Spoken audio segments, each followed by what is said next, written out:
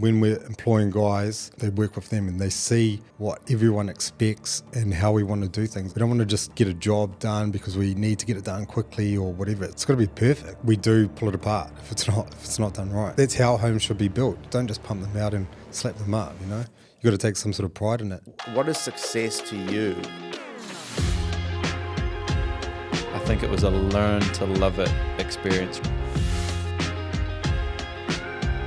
And there's always pitfalls that you can fall in, but then you've got no one else to blame but yourself. Number one thing if you're struggling is to catch up with people about it.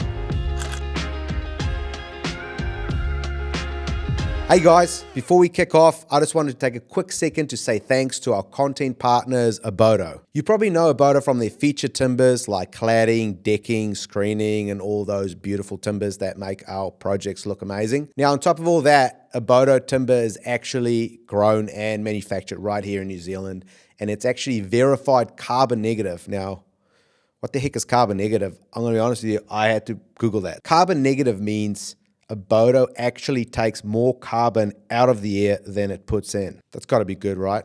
For the environment at least. Cheers, Abodo. You guys are actually legends. Now, let's kick off this episode. Jesse Greene, thanks for coming on the podcast, man. Thanks for having me. Yeah, no, it's good to have you. Driving all the way down from Mangawhai. Yeah. Is it Mangawhai these days or Mangawhai, Mangawhai? yeah. You better say it the right way. Yeah. You can't. It used to just be like Whangarei and Mangawhai, and now it's all a bit more proper. Yeah, that's it. Yeah, exactly. I appreciate you driving all the way down, eh?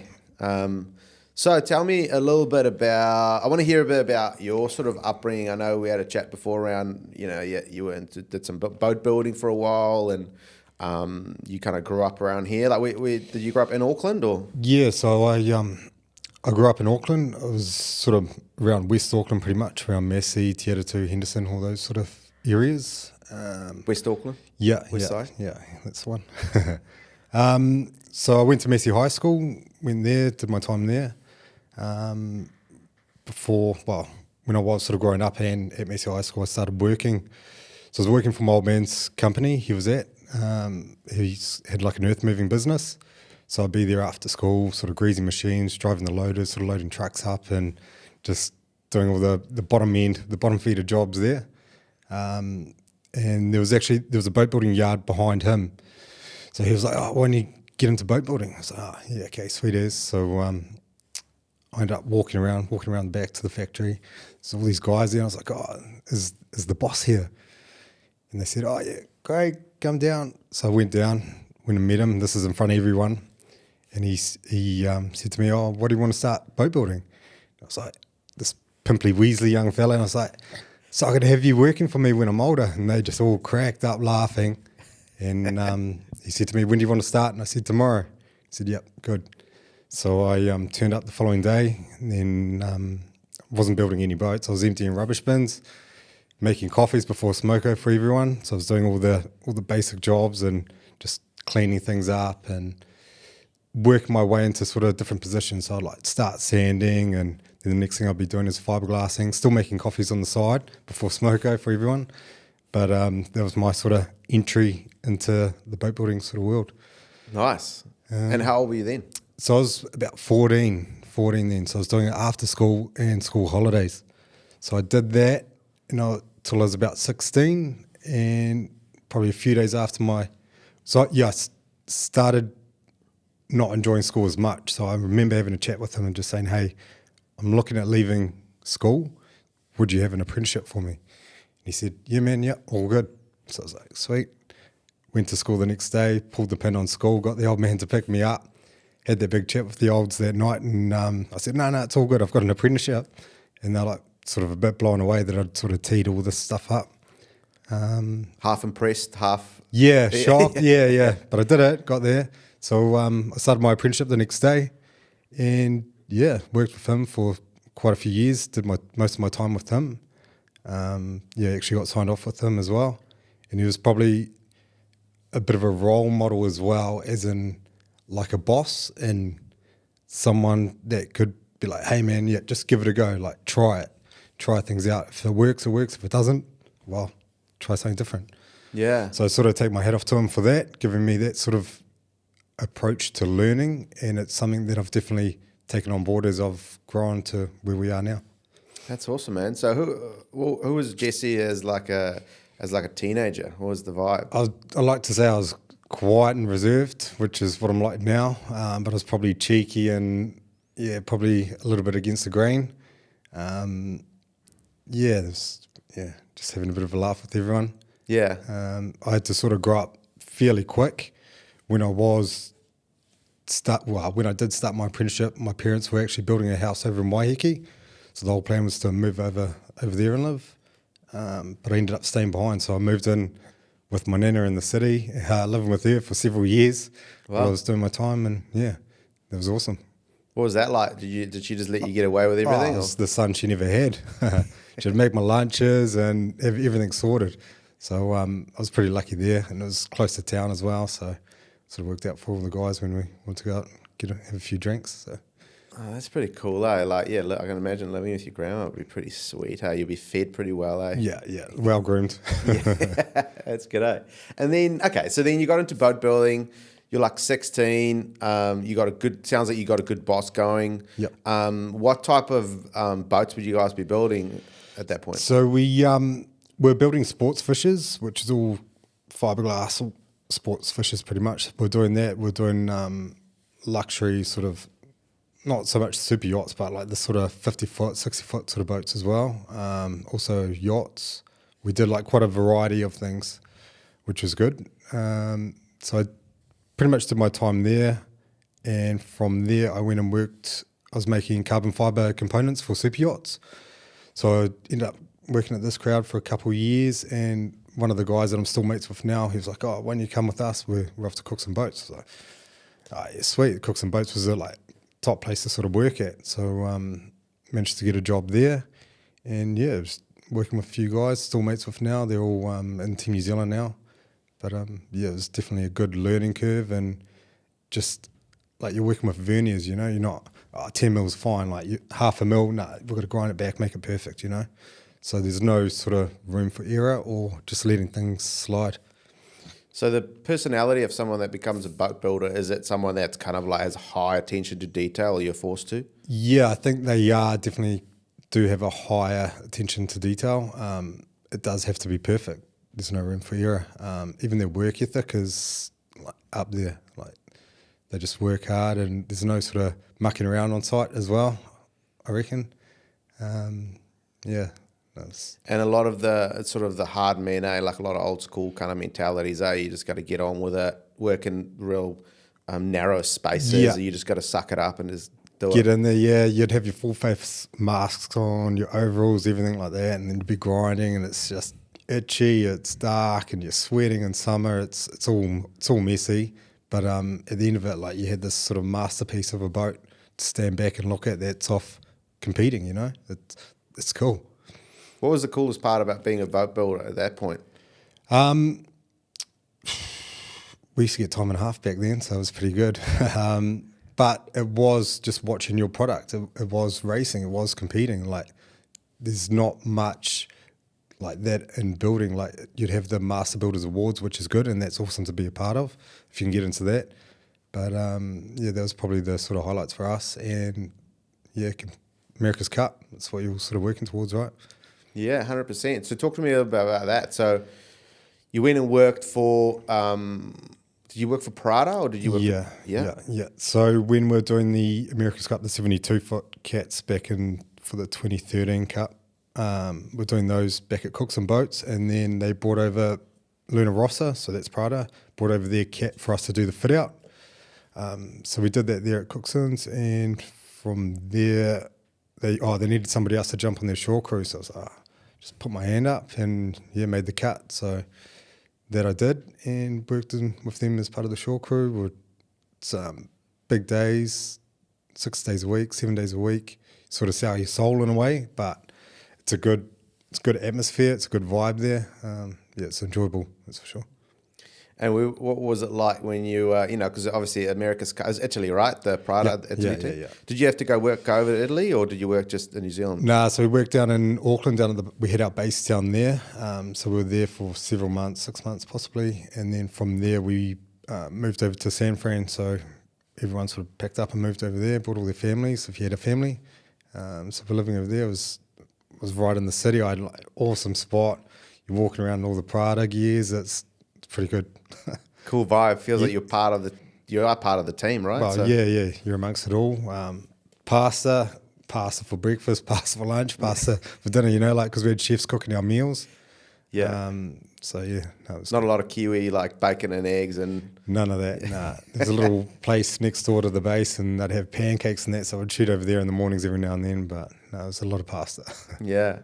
And you mentioned there when we had a chat before around how long the days could be, right? Because they'd be racing, something would break, or they'd have I don't know if they have like a mini crash or whatever, and then you guys would just have to work through the night? Yeah, so that's it. So the guys would be out sailing all day, they'd bring it back late afternoon, so they'd come back into the tent, you'd have your torches on and going through looking for little cracks and trying to find any little issues that could cause damage the following day. We'd had tips on the foils sort of been blown up by hitting objects in the water, so that'd come back and you'd just have to work all day, all night, get it done so they could go out sailing the next day. You couldn't have any days off from training for the sailors. Wow. So no, it was good. It was a good environment to be in, and just to be under the pump, like it's when you sort of grow, right? Yeah. So, and how old were you then? I was in my young 20s, probably 24, something like that. Perfect. You don't need sleep. No, do that later on, right?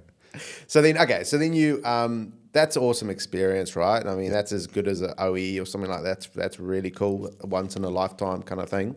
Not many people get to work on an America's Cup boat.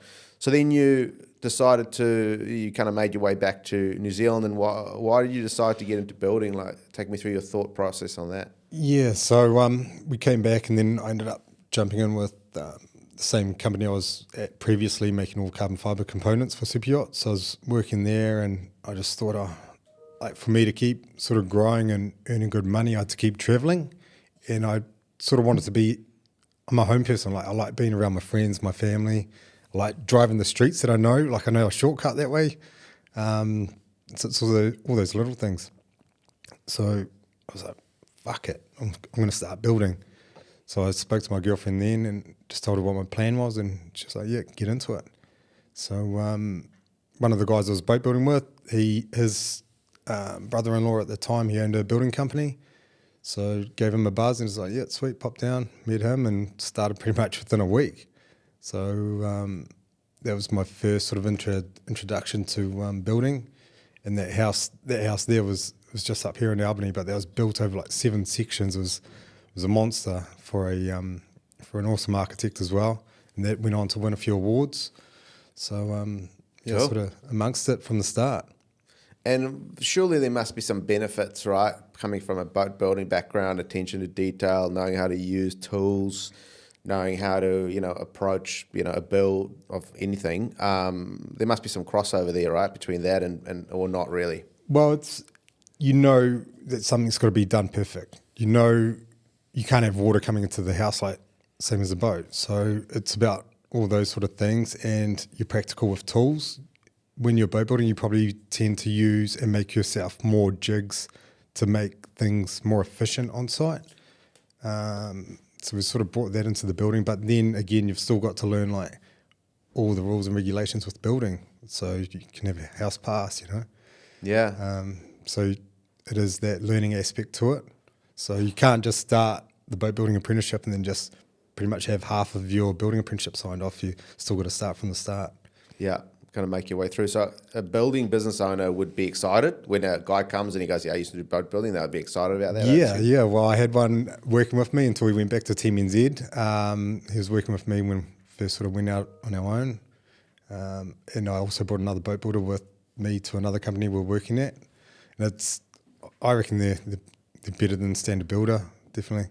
Yeah, just because that foundations, it makes sense, right? Just having that foundational aspect to it. Okay, so then you transitioned. So what was that first day like as an apprentice on a building site? Like, were you nervous or not really? Were you just all the confidence in the world at that point? No, I'm always sort of nervous until sort of get my feet wet.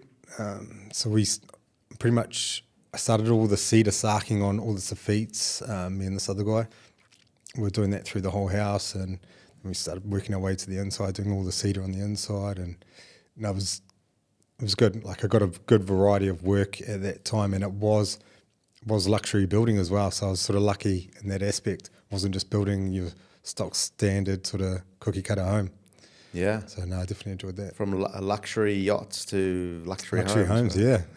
That's pretty cool. And then how long did you work for this guy until you sort of transitioned or got qualified and then transitioned into your own business? So I was with him for about 4 years. We did more renovations throughout the Ponsonby area. We ended up doing a lot of ACC work as well. So they were sort of like small additions to homes. So you ended up learning quite a variety from the ground up in short time frames, which I also found definitely helped me rather than being on a home for such a long period of time. So I went with him, and I ended up jumping in with another guy called Peter Dyer Builders, and we were doing a house up in Tāwhanui. So that ended up being another monster of a home and another award-winning sort of house. So that won several awards in the Master Builders competition, which we're all pretty proud about, like Craftsman of the Year as well. So that's sort of focusing on the guys that were on site. That's awesome. Yeah. And so, so now you've kind of really landed with your, in a pot of gold in a sense of working on all these amazing projects. Yep. And then what's your thought process? Are you starting to think, okay, well, maybe I can do this on my own, or what Yeah, it's I did sort of feel like I always wanted to do my own thing. I felt like I always had it in me. It's just sort of opportunities. I don't know, everything sort of works out when it's supposed to work out. So you just got to follow those opportunities. At the time, one of the guys I was working with, he was mates with another guy that does all the shop fitting. They asked us to jump on a job for the weekend just to help them, give them a push, and which we did, and sort of fell in love with that as well. It was a variety of materials, a whole lot more learning as well, on how everything goes together, the timelines, the schedules, everything's just like you're under the pump the whole time. And it's good to, like I said before, just grow in those sort of situations. You don't want anything to be cruisy. So yeah. I don't want my guys to cruise on site. You want them to work hard and efficient. So. Yeah, have that satisfaction. So what type of fit outs were you working on? Was it sort of like office or retail or kind of specialty? What? Sort of like H&M and Sylvia Park was probably the first one, and then we're doing all like the Hypes shops, Platypus, all those sort of retail shops. From there we ended up, we've done hundreds. We've done hundreds now. It's pretty cool to sort of like look back and how many we have done. And what are some of the, apart from the fact that you're sort of under the pump, what are some of the learnings that you have taken from the shop fit out style approach to, maybe like a new build? It's probably some of the finishes and just like how some of the details all tying together. Like you've got stainless steel doors with stainless steel jambs, and you've got mirrors all tying in to high doors, and you're trying to bring that into everything else that you wanted to do. Like you just want everything to be seamless and clean. I don't know, in my eyes, obviously we've got to build plans to what the architect sort of wants, but if we can sort of, hey, like this is what we also think as well, you've got to sort of be vocal. You might get some sort of recognition for it, I'm not sure, but yeah, it's just growth. Yeah. And what was some of the biggest sort of like mistakes, I guess, you made when you transitioned into running your own business? If you sort of time travel a little bit back to, your first few months, your first 6 months of running your own gig. Yeah. What were sort of some of the challenges and mistakes, I guess, that you made back then? Like, to be honest, and touch wood somewhere, I haven't made too many big mistakes. There has been times where, like, I haven't allowed enough hours in something, but you live by the sword, you die by the sword. I'm not going to go charging the client for something I haven't allowed for. So that's probably some of my biggest learnings and takeaways. But everything it's just a growth. So you're constantly learning and adapting and changing whatever your techniques are for pricing and all that sort of stuff. But yeah. Yeah, oh, that's good. Yeah, touch wood, for that. Okay, so green build projects. I've looked, you guys have worked on some amazing projects, which is really cool. Yep. Tell me a little bit about your company structure, sort of how many guys have you got working for you at the moment, sort of office versus on site, like what does that look like? So it's we run our ship quite lean, as in heavy wise and all the project management side. So I'm a big believer in having a good team sort of set up on site, so they're able to run their own jobs. They've got the iPad set up. We can keep everything sort of linked in with we use Google Drive. We make up our own spreadsheets and what we need to communicate through and for. So if I give the guys all those sort of tools to use, then we don't need a project manager driving around here and there. So I sort of start my mornings pretty early. I get up, jump on the computer. There's nobody ringing, nobody hassling you, so I'm able to punch all that sort of stuff out in the morning and then head out to site during the day and dart around. If I have enough time, I'll jump on the tools, or I'll be the cleaner or help dig footings. Like, I love to be amongst it, and I think it also helps to build the morale amongst the team and the respect. Like, we've got a awesome team, and everyone will get in and do everything that we need to. Like, if we've got to work all weekend, work late nights, everyone just does it without any, nah, can't do that, or any bad attitude about it, you know. So we're lucky in that sense. So how many guys have you got at the moment? So we're up to, there's 21 of us now. So we've grown in the 7 years. Still got pretty much all the original guys that everyone's stayed on pretty much. So we've only gone through a couple of guys in that 7 years, which is pretty good to reflect back at as well. We're not a company that just hires people to get a job done. If we hire you, we take you on to be a part of the team and our growth and to keep growing, you know? Yeah, so that's awesome, man. Well done. Yeah, cheers. How many of those guys, so how do you spread them out? So how many projects would you have going at any point in time? So we've got 4 builds on at the moment, sort of north of Auckland. 3 up there. We've got 1 down here in Milford, and we've got several shops on the go as well, fitouts. And like I said, like we're quite a highly qualified company, so we don't really have too many apprentices, which we will look at growing that side of it in a point of time. But right now we've got 2 apprentices. But I don't want to just take guys on if they can't be taught all the skills and everything that they need to grow. Like, I don't want to just hire a guy to clip a ticket. It's most of the guys as well. They're like qualified boat builders, cabinet makers. You know, so we've got that niche of good guys that can deliver the good jobs. Yeah, that's interesting. Eh? So like 10% of your workforce are apprentices. So so it's quite highly qualified.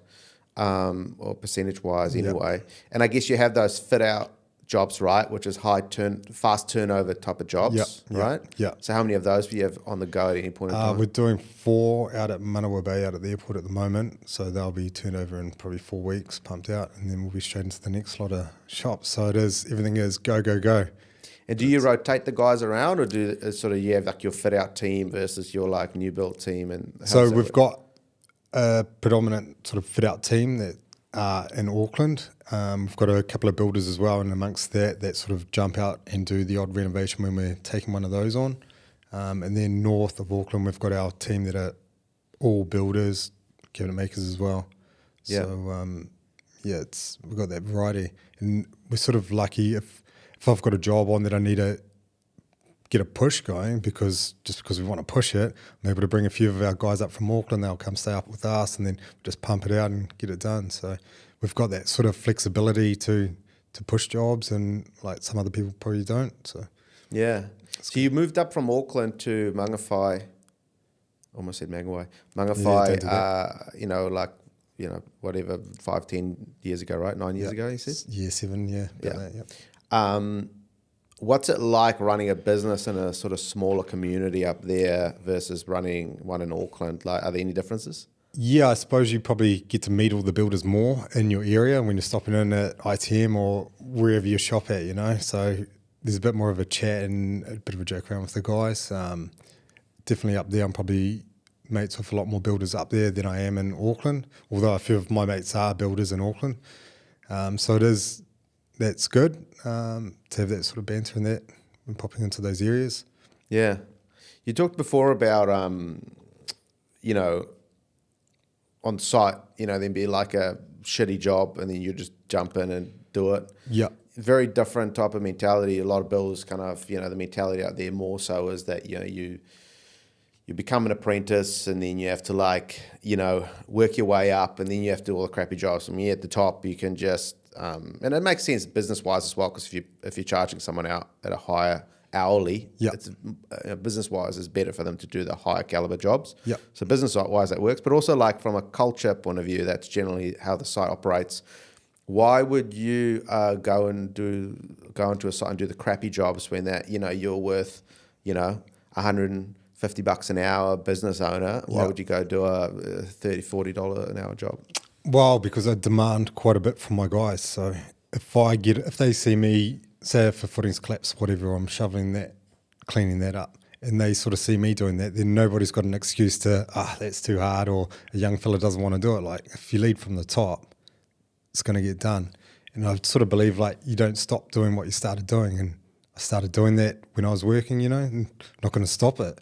So it keeps everyone else in tune and doing the same sort of work ethics. All of our guys that do run the jobs, they all get, like, they don't muck around. They'll just get in and do it. They don't say, to the youngest guy, you've got to go do that because you're at the bottom end. And that's how it should be. Yeah, I kind of like that, eh? And what other sort of approaches do you have to, like, building good culture inside your team? I don't know. I guess I like to think of it as, it sounds cheesy, as like a big family, Like, I want everyone to be straight up and have a chat with me if they've got any issues. It's just being open and straight up with everyone. Like, I talk to all the guys like, hey, this is what I'm sort of planning on doing with the business. This is the sort of direction I'm wanting to head. What are you guys' thoughts? Because they're all a part of everything we do. Like, they're affected on any decision that I do make. So I want them to have the chance to say, hey, Jesse, like, we think let's do this, or let's take that build on, because it does affect them. And I want them to feel like they're working for something, Yeah, I like that, eh? It seems to be, I had Mitch on from Tiara Construction as well, like maybe 2 weeks ago. He had the same sort of mentality, eh? Is it something about moving to like a smaller area, a smaller town? It's sort of people are more closer just because there's not that many people, so you're forced to be more in each other's business, and you're forced to be a bit more like that. When in Auckland, you can hide a bit more and you can just do your own thing and be a bit more selfish. What are your thoughts on that? Yeah, I do believe so, because all of our kids all go to the same school with all the other kids, and then all the parents are usually all working together as well in different building companies or whatever it is, like even all the sports and all that sort of stuff, like everyone sort of meets up. So yeah, definitely everyone is a lot more close-knit. Yeah, It's good. It's good. That's cool. Yeah, like blowing up at someone on a site is maybe a bit awkward for the next week when you're at next to the rugby field on Saturday. But you got to know when to pat and when to kick, eh? Yeah. So yeah, that's what it's about. Love it. Okay, so you've grown, into 21 guys. How do you sort of maintain that quality then, Jesse? If you go, you have one site, you're there, the whole time, 10 hours a day, you're right there looking at what people are up to. How do you maintain that quality when you grow? So at the start when I said we've grown organically, and we hire people because we want them to grow with us and not just to get a job done. So when we're employing guys, they jump in with a group of guys and they work with them, and they see what everyone expects and how we want to do things. We don't want to just get a job done because we need to get it done quickly or whatever. It's got to be perfect. If it's not perfect, then we do pull it apart if it's not done right. And that's how homes should be built. Don't just pump them out and slap them up, you got to take some sort of pride in it. And I think that's what all the boys sort of fall back on. If they do an average job, they're letting the next guy in the team down, and nobody wants that. So they're all striving to do better. Yeah, and you say organic is probably the word there, right? Like you kind of grew kind of slower probably and organically rather than just sort of hiring 5 people at a time. Yeah. And do people, when they work on site, so do you have processes like quality control processes, or is it more like people come, you take it slower, people watch how other people work and then they kind of emulate that over time? How do you work that? Yeah, so what I do is I set up all these sort of Google Drive folders for different jobs, whatever it is.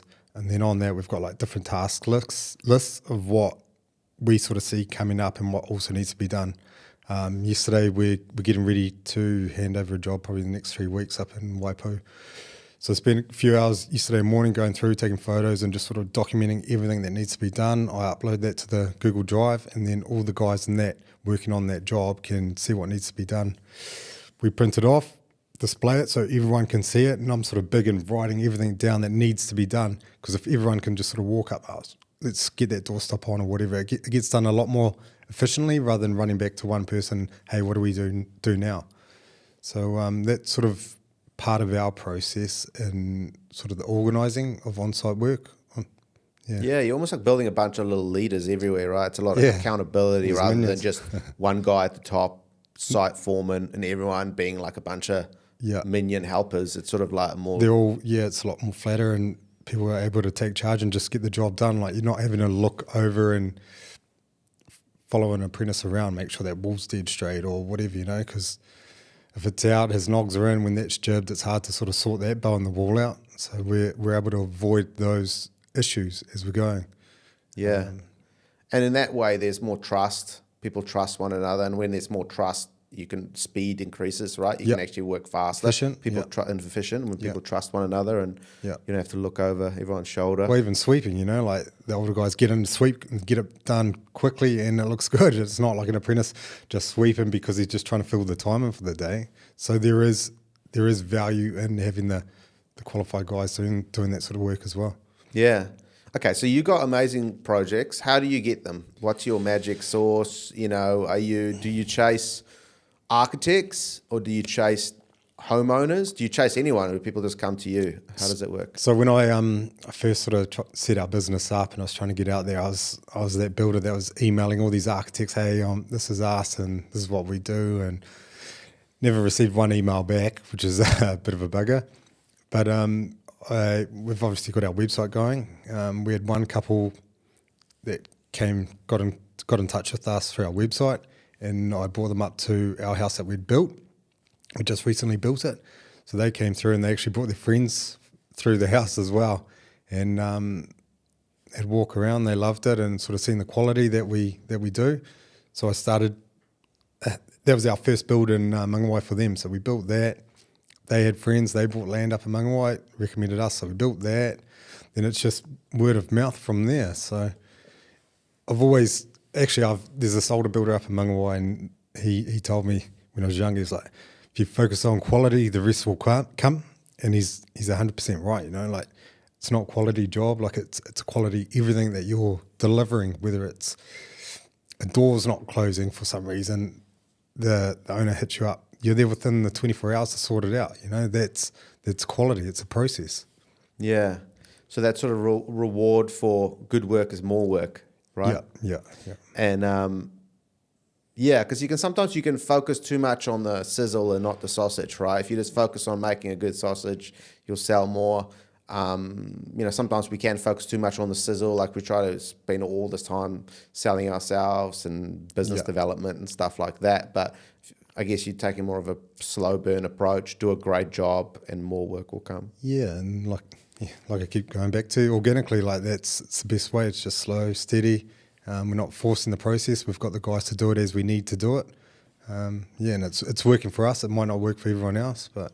And what's your sales process like? So when people come to you, do you quote in-house? Do you have an external QS? Yep. So I'm pretty full on with what we do, like in the way we track everything. I'm quite a visual sort of person as well. So even every invoice that we get for the job, that's sort of broken down, whether it's foundations, eco-ply, whatever, framing. So I go through every printed off invoice, I write down on it. We keep it in a big folder, and then it's also tracked on our computer and all of our spreadsheets as well. So you could ask me what screw was on this date. I could tell you exactly what they were building at that time, That's how sort of in depth we go. When we first meet the client, they get some pricing plans from the architect. We'll do all preliminary pricing with the QS, and then we'll double check through all of our back costed jobs that we have completed. Give that price to them, which is sort of works out. It's always worked out pretty close to what the final plans are. They'll make sure that it can fit within their budget. If that does, they go back to the architect, carry on designing the home. Then we'll do final pricing again and give them a fixed price or charge up open book sort of contract. So you go either way, fixed price or open book? Yeah. But it just depends on what the client sort of wants, Like for us to do a fixed price, we've got to charge a higher margin just to make sure everything's covered, because they don't want us as a builder to be going out of business. We've got to be here to guarantee their work, guarantee their home for the lifetime they're going to live in it. So they don't want to go undercutting the builder. Yeah, 100%. So how do you demonstrate your value through that sales process? Communication, just always there. Like, it's probably not a good way. It's probably not what I recommend to everyone, because you don't want to be taking text messages at 9 o'clock at night and that, but it's what we have been doing. So it's communication. It's how we present our proposals and all that as well. Like, I know it's probably different to most other builders out there, because we do put a lot of time into it. We don't just price for anyone. We're not. If you ring me up and say, "Oh, we want a price," no. We've got to meet first. I've got to make sure I like you, you like me. We're going to have that good sort of communication, that bond as well, because it starts before we start building. Yeah, that sort of alignment piece, right? Yeah. Yeah, it's like people underestimate that part, it's almost like, it's alignment's almost like it's a bit like magic or whatever. You can't really name it, but you just know if you're in alignment with someone, and you know if you're not. Yeah, I'm like big into all that manifestation and all that sort of stuff, like we got to a point where we were a bit niggly with work, and I was like sort of sweating, so I'd drive up to these jobs that I'd sort of price that we're waiting to hear back on, sort of like looking out and just trying to plan the build in my own head, and the next week you get in phone calls, we want to start the build, and so yeah, I'm big in that manifesting, and yeah, I'm into all that sort of stuff. Do you do a lot of it? Yep, yeah. It was quite funny. So I told my wife and one of the boys at work, I was like, I'm pretty sure I'm going to get a call to go on this podcast, eh? And that was on like the Monday, and then the end of the week I get your message. So it's, I don't know, it's out of it how that stuff sort of works. Yeah. So how do you manifest? You just focus on something you focus on? Yeah, I don't know. I don't know, what does McGregor say? If you can see it, you can do it, And it's true. Like, I see myself building these nice homes, and we're slowly working our way up there. I love it. What in your business, what sort of numbers, you seem like you're quite but maybe it comes from the boat building days, you're quite meticulous, you're quite, attention to detail is very important. When you look at the numbers of your business, and I'm not sure if you're the person that does that, or you have someone that kind of helps you with that, but what numbers are important to you within your business to make sure you guys are on track? Yeah, so for us, we don't have massive overheads, so we don't have to charge all these big P&Gs and all that sort of stuff. It's whatever's coming in needs to be more than what's going out. We do run it tight, like I said, and I'm tracking everything to what we've allowed for all the materials and the jobs, so we're not sort of running over in cost. But yeah, we aim for that 10% sort of margins across the board on what we do. Yeah. Probably not enough, but we'll slowly grow and increase that as our team grows, and when we do need to have those project managers in position, because we can't take it all on.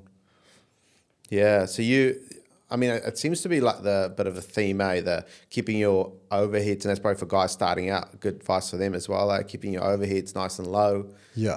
You don't need to go get a nice big office straight away, or industrial unit straight away, or maybe go halvesies with someone. I know a couple of mates of mine, they have like a little unit to store all their stuff, but they got halves on it rather than hiring a whole one. Yeah. And keeping those overheads nice and low means you don't have, you're not forced to take on projects that are not ideal, right? Yeah, exactly. 100%. We buy the tools that we find ourselves hiring from the hire shop. We end up buying them because I don't want to go just outlaying money just for no reason. We just broke our trailer, so I'm trying to talk to the big boss back at home that we need to buy another truck, for that reason, because we do have the growth for it and we do sort of need it at that time. You don't want to just go ticking stuff up. Like, I'm not a big believer in just ticking things up unless you've got the cash here to buy it. Yeah, that's a good attitude. Success leaves clues, right? You just talked about a few aspects of what you've kind of tried to implement with your business to give it a better chance of succeeding. When you look at builders out there, you look at builders you've worked with alongside, own business and all that. What are the traits that successful building business owners have out there versus the ones that sort of tick along and don't see much growth? Yeah, I don't know. If you listen to all your podcasts, like, there are similarities between all the builders that have actually sort of been on here. Like, you're working, you're doing the early hours, the late nights, so you've got to be committed to what you do. You don't want to just start a business and be like, yeah, I'm going to crack it, because it's not that way at all, So it's about sort of the mental game. You've got to be sort of mentally driven. You've got to want to do well, and you've got to lead. You want to look after the guys around you. don't know, I think that all sort of helps to getting into that higher end of the building. Yeah, for sure. What are some misconceptions people have out there about starting your own construction business versus reality? That it's going to be easy, I guess. I don't know. Like I never jumped into it thinking, hey, this is going to be easy or whatever. I've just jumped into it because I love it. Like I love what I do and how we do it and our growth behind it, watching our guys grow. So it's hard for me to say there's a misconception about it because I don't really talk to many guys that are wanting to do it, you know. Yeah, it's just a passion. It's what we do and just get in and get it done. Yeah, it's not a part-time gig, eh? You're not going to really make it, are you? No. You're definitely working after hours, early mornings. You've got to give up time with the family and that. So yeah, you've got to go out to get, right? Yeah, for sure. So you get up at 4:30 a.m., right? Yeah. So 4:15, I've built like a nice office on our property, just up the driveway a bit. So I'll jump in there early in the morning and just start punching through emails, try to get everything answered during that day. So when I come back home or start early the following day, everything's all answered. Jump in there, sort that out, go through all the invoices that have come in, track them to the different jobs. And then my partner, she sort of looks after all the invoicing and the spreadsheet side of it. I pretty much just, what's that? That's handy. Yeah. Oh, she's awesome, eh? If I didn't have her, we wouldn't be where we are now because she's so savvy with all the spreadsheets and just everything, fine-tuning that. So definitely lucky. So any other part of your morning routine? You don't do like a grounding and ice baths and any of that sort of stuff? Like not so much in the morning. Like I do go through stages of all the cold showers. Like I know people talk about the mental illness or depression and all that sort of stuff. So I know my approach is, if I'm feeling a bit sad, I'll have a cold shower. And then if I'm still a bit sad the next day, I'll have another cold shower. And then eventually I come right and feel happy, you know. It's not for everyone, and I know that. So I've got the sort of jiu-jitsu training in the morning. So we do that up in Ruakaka. So we leave home early in the morning, train 6 a.m., finish at 7, and then have a cold shower there, get the work gears on, and then try and get back to site, you know, before the boys have all fully kicked off. So that's sort of my mornings. Yeah. Cool. What's the name of the jiu-jitsu? Yeah, old Black Swamp Dojo. Black Swan Dojo. Awesome guys. Shout out Black Swan. Yeah. Mitch goes there, right? Mitch from a lot of good guys go there. Eh? It's a good place to sort of be a part of, and I love it there. It's good. Yeah.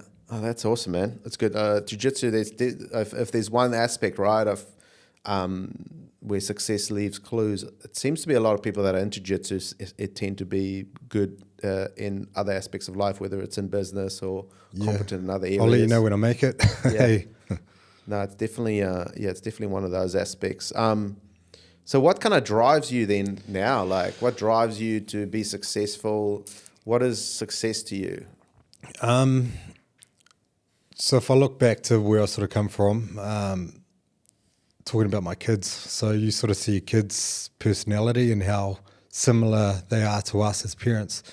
So I could see traits in my daughter, like for her being sort of shy, reserved, and I was like pushing her, trying to get her amongst things, and I know like maybe my parents didn't push me, so I've maybe got this sort of thing that I've passed on to her. So now I've sort of got it's my own sort of self-apprenticeship and trying to put myself out there and getting amongst things. So I did that Dave Wood Calm Under Pressure, did one of those workshops, which I was packing for because I had to go talk in front of people, and that's my nightmare, you know. So I did that, met all these cool guys, and now I'm sort of able to project this back into my kids, you know, like, hey, kids, like, they know I'm shy, I'm doing this, so I'm able to try push them a little bit more now. And I can definitely see it in my daughter, like, she's sort of growing. The people are saying, like, oh, she's coming out of her shell. So you got to practice what you preach, sort of pass it back onto the kids. Yeah.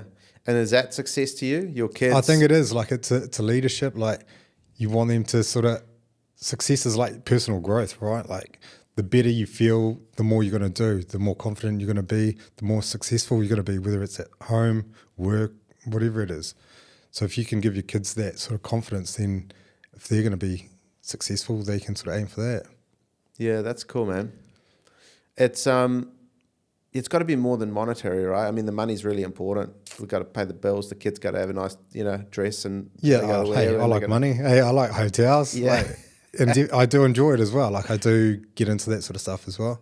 But yeah, it's just sort of different as you grow older, I suppose. Like you want a nice house and all that sort of stuff. It all comes. Just focus on quality and the rest comes. So with family life, so you've got a daughter. You got any other kids? Yep, I've got a young boy. He's 4.5, so he's at daycare.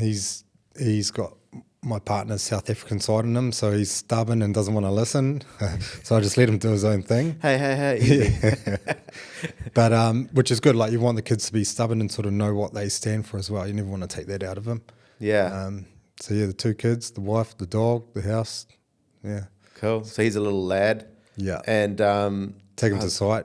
I know I'm not supposed to, but I take him to site, chuck him on the digger, get him on the machine. Like that's how I grew up, and I want him to be a part of it. 100%. Yeah. So how do you sort of?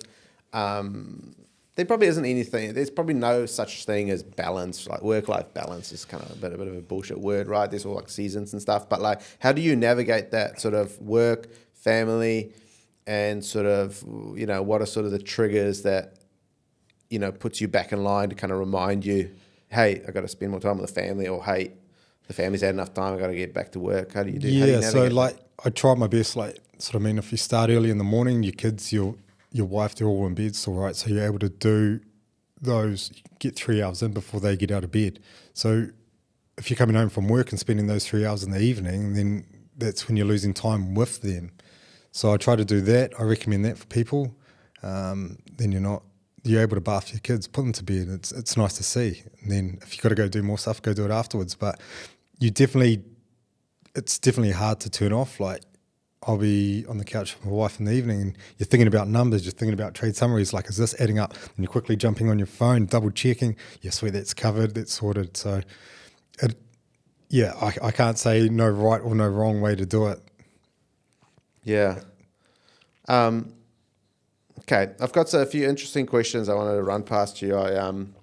Sometimes I hear people ask questions and then I was like, oh yeah, I'm going to ask that on the podcast, but then I forget. But I wrote a few down this morning. Sort of looking back, is there anything you would do differently in terms of running your business, and if so? Doing different? Nah, I feel like we're on the right path to where we want to be heading. No, I wouldn't change anything. Everything that we've done in the past, it's been a good learning curve. So no, I definitely wouldn't change anything. It's what we do. Cool. That's good to hear, man. If money and status were no object, how would you spend your time?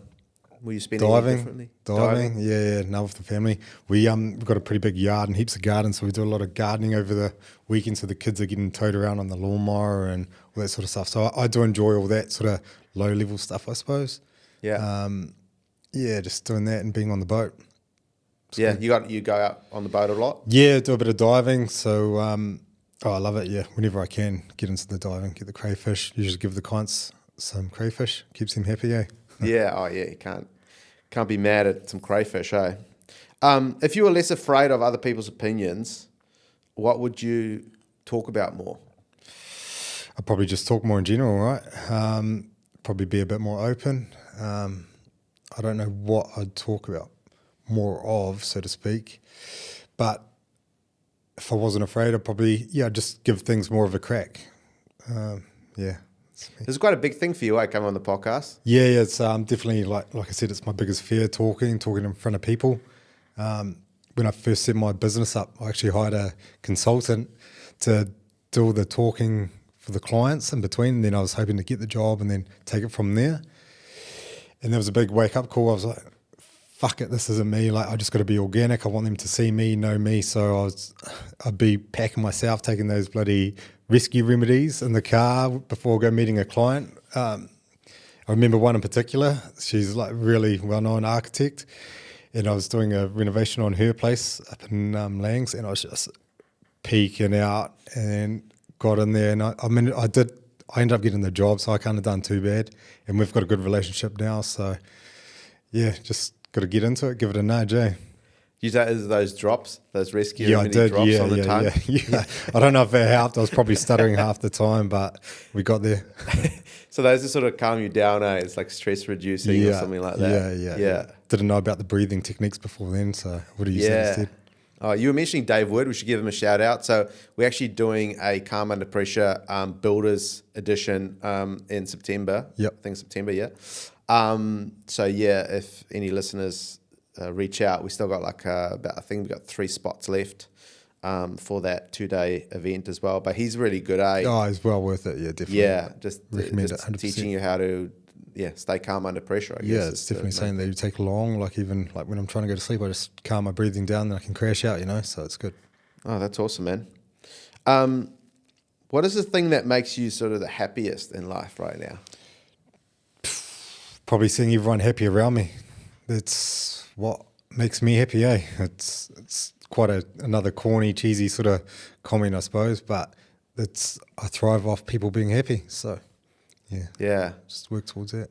Yeah, one of my favourite movies I used to watch was, I've watched it like a million times, is Into the Wild. I don't know if you've seen that. No. The guy goes to Alaska and he wants to like run away from society. Yeah. And then in the end, he ate some poisonous berries by accident, and then he died there in Alaska in the wild. Yeah. And then the last thing he wrote in his little journal there was happiness is only real when shared. Yeah. So he kind of came to the conclusion right at the end that kind of enjoy the moment with people. Yeah. 100%. Which kind of takes me to our next question. So looking back at how you've sort of grown your business, sort of in your opinion, not speaking for others, but just for you, do you think it's more valuable to learn to walk alone or to walk with others? You've just got to, I don't know, you've got to learn. Yeah, I don't know. It's quite a hard one to sort of answer, really. Just got to get into the work, learn how to do it. You've got to learn to work as a team. You've got to learn to communicate. So there is definitely that balance of having to work with others, but then at the same time, you've got to have your own shoulders to be able to carry anyone through those stressful sort of times when they do arise, because they will. So it's a bit of both, definitely. Yeah. Who's been the most influential person in your life? Probably my old man, eh? He's hard worker. Like, he's always there. He's just undies, goes hard. And he's always there, like if I need a hand for something or advice. So, yeah, no, he's definitely the man. And what trait is it that you'd want to emulate the most? Just his work ethic. Like, he'd be sick and broken, but he'd still turn up to work and he'd be working just as hard, if not harder than anybody else on site, Like, that's something to definitely take away. There's probably a limited sort of work ethic in people these days, Like, everyone's a little bit, I don't know, it's probably bad to say, everyone's a little bit softer these days, I reckon. They don't have that sort of old school mentality to sort of push through. You've got a bit of a cough, just carry on. Yeah. No, I know what you mean. There is a bit of that.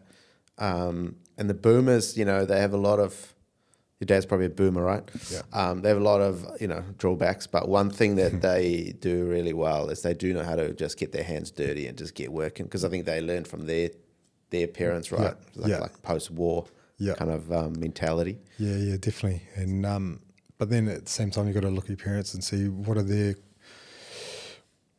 Well, like, I can see, like, he wasn't a full-on confident sort of person. Like, I reckon he could have done so much better if he had the confidence to sort of back himself. And that's what I mean. Like, I've got to look at myself, try back myself, so my kids can see it, so they can sort of pass that on, So there's definitely little takeaways from everyone that you meet and what they do and how they sort of grow. Yeah, for sure. What has, probably adds to that, like what role has failure played in your success? Like, I don't know what I failed at, really. Like, to be honest, I haven't. Yeah, I don't know. I haven't failed at anything. I don't know. Yeah. What is it? Yeah, it's sort of like, I guess you could look at you can get the big failures, right? But then you also get your little micro failures, like jiu-jitsu, right? Where you literally you're failing a little way a million times. So you just keep practicing, keep grinding away, keep pushing ahead, and just you do it until you're good. Failures, we always talk to the boys, just make it right, just get it done. Yeah, it doesn't look like that's something that you focus on. That's what you're like. What's failures? But you go on the mat. You'd be failing. You get choked out all the time. You'd be You're failing. still growing at the same time because you're still pushing yourself. You're doing better than what you were the week before, and that's, I guess, what everything's about. You just keep turning up, keep pushing through, and getting it done. So there is always that growth. Failure, I don't know. If you want to give up, it's failure. I'm not going to give up. I'll just keep pushing ahead. Yeah, I love that mentality, and that seems to be your kind of approach, is that you don't really focus on that negative stuff. Yeah, and my wife will say the same as well. She's always like, she'll stress out about something. It's like, don't worry about it. It's all going to be fine. Like, you think about a year ago, you would have been stressing about something, but can you recollect it now? It's probably hard to sort of remember those things. So that's why it all comes right. It all comes out in the wash. Yeah, 100%. Man, this has been really good. We're almost coming to the end now. Like, time's flown. Yeah. We're just like having a bit of a yarn. We're ready. I appreciate you coming on. We're going to do a little bit of like a rapid fire questions if you're keen for that. Okay, cool. So just nice and quick answers, really. How big is your team, Jesse? 21, including myself. What's your crew mix? Probably 2 apprentices and maybe one guy that's not a qualified builder. Everyone else is qualified, if not in one trade, in 2. Cool. Do you have any guys that are more qualified than you? Yeah. Well, we've got the cabinet makers that are on board as well. So it's like another level to detail, which is, I rate it. Cabinet makers, get them on board because they're able to pass their sort of knowledge on to the builders that might not have that sort of finishing skill. So we've got that. We've got our own earthworks division as well. So we do our own earthworks for our own jobs. So we've got one of those guys on board, which is another good sort of thing to have for us, Yeah. So it's usually me and him that'll go and do all the earthworks, and the boys will turn up to site and take it from the slab onwards. Cool. How many projects did you complete last year? All the smaller fit-outs would probably be around 12, 15 jobs. Yeah. And then the bigger ones just go more multiple years or they sort of drag on probably a year, just over a year at a time. Cool. What was your turnover? Under 1 mil, 1 to 3, 3 to 5, 5 to 7, 7 to 10, 10 mil plus. Probably 5 to 7. Cool. What's the lowest gross profit margin building company should be aiming for, in your opinion? Yeah, and this is probably a tricky one as well because it reflects different businesses on how they're sort of set up. Like I said, we run our stuff lean, so we probably don't need to charge the bigger margin as much as we'd love to. Ours is at 10% at the moment. Right, yeah, and the difference between your gross and your net is not as big as other companies. Yeah, it's a good way of doing it. Free quote or paid quote? Yeah, it should be paid. But ours are free. I've charged for one. But like I said, we don't just price for anyone, so we price, and we've got a pretty good strike rate. And you guys you have an external QS as well, right? That you use, and you just pay him yourself, and then it comes out of the wash. Yeah. Pay him, and then we just sort it out. Just check through all of his what he's allowed for and everything to what we've back costed, and sort it out from there. So there is still a lot of time that goes into all these pricings, Yeah, 100%. Yeah, getting all the back costing information on there as well. Okay. Project management software or spreadsheets? With spreadsheets, I've always deep dived into all these sort of little software programs, but I can't find anything that's just so well rounded to what we need. So we've got our time sheeting app that the boys use, which is Deputy, and then everything's just loaded on spreadsheets and Google Drive. You can make your own systems for what you need on that Google Drive. So that's free. Cool. Have you tried any softwares or anything, or you did? Yeah, I've played around with a couple of them, but like I said, they didn't have quite how I wanted it set up. Yeah, it's not perfect, that's for sure. Fixed price contracts or charge up? What do you prefer? We are charge up, but it's open book, and I have done the fixed price, and probably had a bit of a learning curve from that during COVID. But we will get into more fixed price jobs as we grow, and we build that sort of library of sort of figures and that on how we need to price jobs. So texting or talking on the phone? Just depends on the sort of situation. If you're trying to lock sub-trades in for dates, I'll text them, so at least I've got it there. So, hey, I'm supposed to be there on Tuesday. Yeah, screenshot. Yeah. Otherwise, give them a quick call. Yeah. EV or petrol head? Petrol.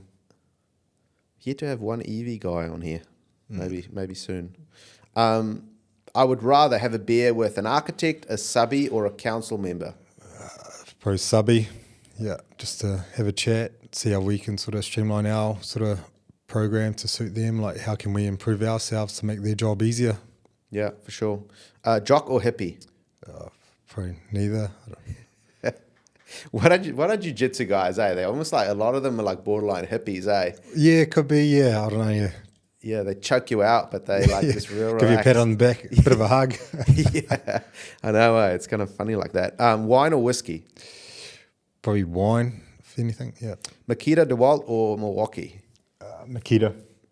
Are there much difference with those three these days? Is it? DeWalt's probably pretty good as well up there. I think all the Sparkers use Milwaukee, Makita, because that's what I've sort of grown up from, so that's where all of our tools are, you know. Yeah. Stuck with that. These days, apprentices are A, soft, B, open-minded, or C, hard workers. Yeah, like I'll probably get found a little bit softer than what they used to be, that's for sure. Are you too mean or too nice to your staff, Jesse? I'm probably too nice. A lot of people would say I'm too nice, but I expect that back, you know. You get what you give. What's your most used emoji on your phone? Ooh. Be honest. Yeah. Not too sure. It could be, I don't know if my wife wants me to say this one. Could be the eggplant. Are you extrovert or introvert? Introvert. Yeah, well, that's changing, right? You can change that a little bit. What song gets you pumped up for the day? Are you a music guy? Oh, yeah. I sort of like my rap, eh? Bit of gangster, bit of Biggie, Pop Smoke. Yeah. Yeah, a bit different to everyone else, I'd say, but Nice. I love it. Get you pumped up. What's your favorite business or non-business book? I know. Are you into books? Do you listen to books or read books? Yeah, I'm reading the Daily Laws at the moment, so you sort of just read a page per day over the year, just sort of cruising through that. Cool. So through Robert Greene. Robert Greene? And is he the same guy that does the Laws of Power and all those ones, right? Yeah. Oh, very interesting. Okay. What's one item you can't live without? Triple shot long black with cream. Need that to keep the heart ticking over. Love it. Did you have fun? Yeah, awesome. Good. No, That's it, man. I cool. appreciate you coming on. And yeah, like I said, that was like about an hour and goes pretty quick, eh? Yeah, no, it flies through. So, no, it's good. And I definitely respect you for stepping out of the comfort zone, coming on the podcast. You know, that's like the one thing that that's speaking about. Yeah, exactly. So, no, it's really cool that you do that. And we especially once you get sort of in your 30s and beyond, we stop stepping outside of our comfort zone. Yeah, well, you just got to lead from the front. So, hey, if I hold back in this, then how's everyone else around me going to grow? So, yeah, get into it. Yeah, I love that leadership mindset. So, yeah, thanks for coming on, man. And I think a lot of guys got a lot of value out of it. So, cheers. Yeah, hopefully. Sweet. Cheers, mate.